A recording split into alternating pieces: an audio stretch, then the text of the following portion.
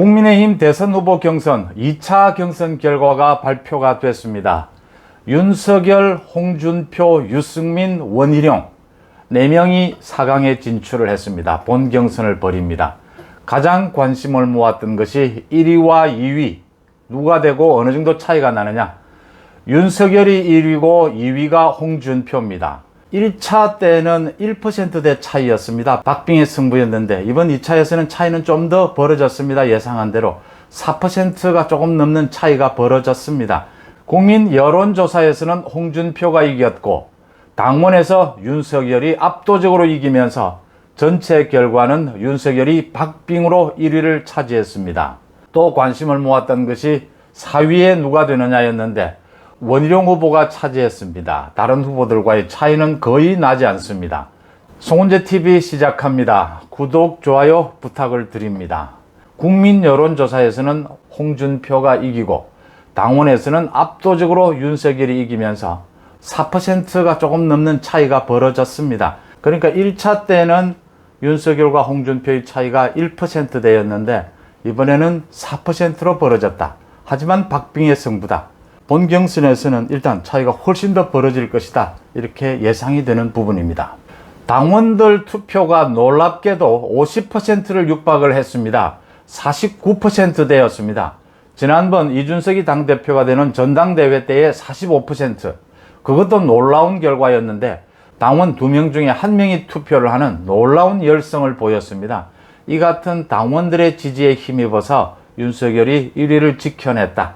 전체적으로는 윤석열이 침체 내지는 하락세였다. 최근 2차 경선에 들어와서 여러 가지 논란들이 있었지 않습니까? 손바닥 왕자라든지 주술 논란, 유승민과의 감정적인 갈등, 또 고발사주 의혹을 놓고 딱 때맞춰서 지난 6일부터 여권에서 집중적으로 여론전을 펼친 것, 또 부인 주가 조작에 연루된 부분, 이런 많은 건들이 한꺼번에 쏟아지면서 윤석열 죽이기죠. 여야 통틀은 윤석열 죽이기, 이런 것들이 한 번에 몰아치면서 윤석열 후보의 지지율이 정체 내지는 하락, 그렇기 때문에 더 많은 차이를 벌이지는 못했다. 하지만 또 지난 1차 경선에 이어서 당원들이 윤석열 1위를 지켜냈다라는 부분으로 해석이 됩니다. 그 다음 가장 관심을 많이 끌었던 게 4위를 누가 차지하느냐 였지 않습니까?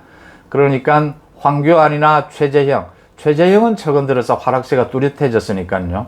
황교안이냐 원희룡이냐를 놓고 원희룡이 4위를 차지하면서 앞으로 본 경선에서 이제 1대1 토론도 열리고 본 경선 결과는 11월 5일 발표가 됩니다.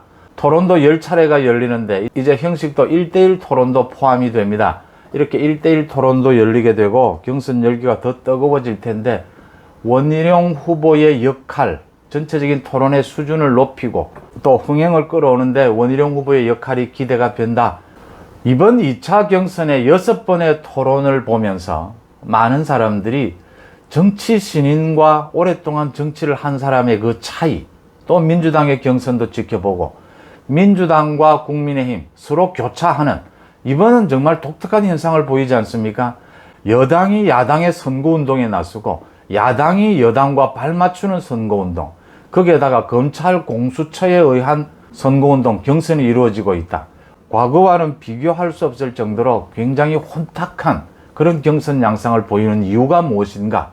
여러 가지를 꼽을 수 있을 것입니다. 그런데 큰 줄기, 큰 틀에서 분석해 보는 것이 이 작은 일련의 사건들을 해석하는 데 굉장히 도움이 됩니다.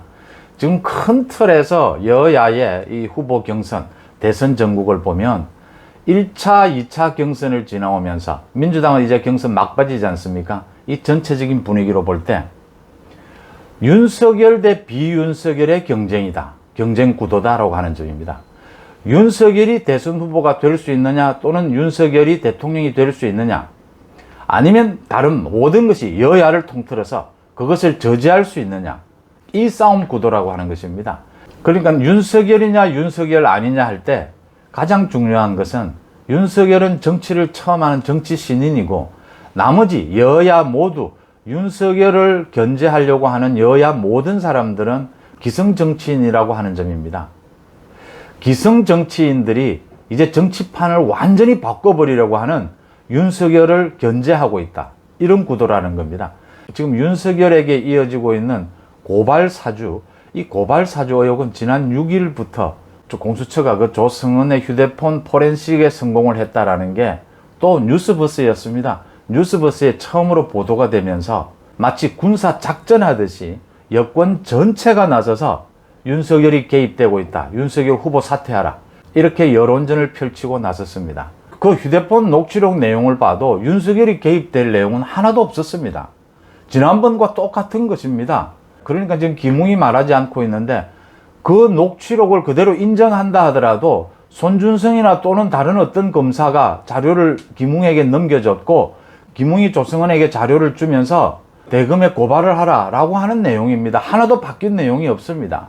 그럼에도 불구하고 MBC가 나서서 그게 김웅이 하는 말이었다라고 하면서 자신이 직접 나서게 되면 윤석열 총장이 시켜서 한 것이 될 수 있으니까 이건 지금 김웅의 말입니다. 그 말 한 가지를 따내서 그게 뭐 진짜 있었는지 없었는지도 좀 검증해 봐야 되는 부분이지만 윤석열 검찰총장이 시켰다가 아닙니다. 시켰다가 될 수 있으니까 김웅이 지금 핑계를 대는 내용이죠.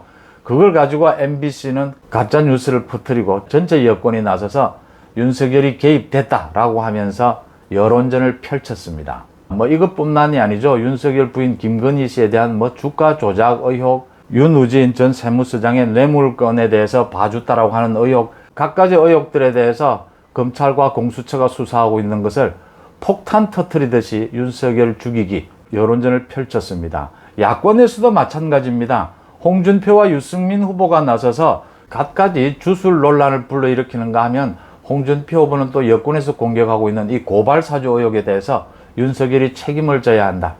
그러니까 대장동 비리로 인해서 이재명은 대선 후보가 어렵지 않느냐, 대선에 가도 본선을 치러내기가 어렵지 않느냐 함에도 불구하고 민주당 지지층들이 이재명에게 몰리고 있는 것은 이것도 거꾸로 해석을 하면 어떻게 해서든지 윤석열을 잡아야 한다. 민주당 지지층들이 윤석열만은 잡아야 한다라는 절박한 심정에서 이재명으로 지지가 몰리고 있는 것입니다. 이재명이 구속될지도 모르는 상황, 배임은 피해갈 수 없는 이런 상황인데도 민주당 지지층이 이재명으로 가겠다라고 하는 것은 어떤 수단을 쓰든지 윤석열만은 잡아야 한다. 이렇게 여야 모두가 나서서 윤석열을 잡으려고 하는 것은 윤석열로 대표되는 이제 새정치 바람인 것입니다. 여야의 경선을 지켜보면서 많은 사람들이 또 토론회를 보면서 많은 사람들이 기성정치는 안 되겠구나.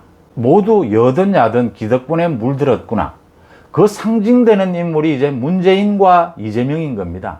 이재명의 대장동 비리, 문재인 대통령이 지난 4년 동안의 그 폭정, 이걸로 상징이 되는 것입니다. 이걸 모두 새로운 정치, 합리나 공정의 정치로 갈아엎을 수 있는 사람이 윤석열 아니냐, 그게 새 정치 아니냐, 지금 구도가 이런 싸움이 되는 것입니다. 문재인 정권에 대해서도 윤석열이 검찰총장으로서 조국 수사를 하면서 맞서 싸우면서 이제 윤석열로 정권 교체, 더 나아가서 정치 교체, 그 기대가 윤석열로 모여버린 것입니다. 구도가 이렇게 되니까 이제 여야 가릴 것 없이 어떻게 해서든지 기성정치권은 윤석열 주잔치기, 윤석열 죽이기에 모두 발을 맞출 수밖에 없는 이런 형국이 되어버린 셈입니다. 윤석열을 죽일 수 있느냐 아니면 윤석열이 대권으로 가느냐, 지금 이 싸움이 큰 틀에서 보면 여야를 전체 통틀어서 이번 대선에서 보이는 특이한 구도다, 이런 말씀을 드리고 있는 겁니다. 본 경선은 이제 국민 여론조사 50%, 당원 투표 50%지 않습니까? 당원의 비중이 훨씬 높아지니까 윤석열이 유리할 것이다. 하지만 이번 1차, 2차 경선에서 보듯이 거의 박빙의 승부가 계속 이어지고 있거든요. 여야가 공동으로 발맞춰서 윤석열 주기가 더 치열해질 것이다. 윤석열 가족들에 대한 그런 검찰 수사, 공수처 수사도 11월 5일에 지금 일정이 맞춰져 있다라고 하는 이야기가 흘러나오고 있습니다. 그러니까 최종 경선 결과 전에 모두 검찰과 공수처 수사도 마무리한다. 윤석열이 그것을 뚫어낼 수 있을지 아니면 기성정치권에 무릎을 꿇을지, 그 부분이 가장 핵심되는 가장 큰 틀의 관전 포인트다. 이런 말씀을 여러분들에게 드립니다. 고맙습니다.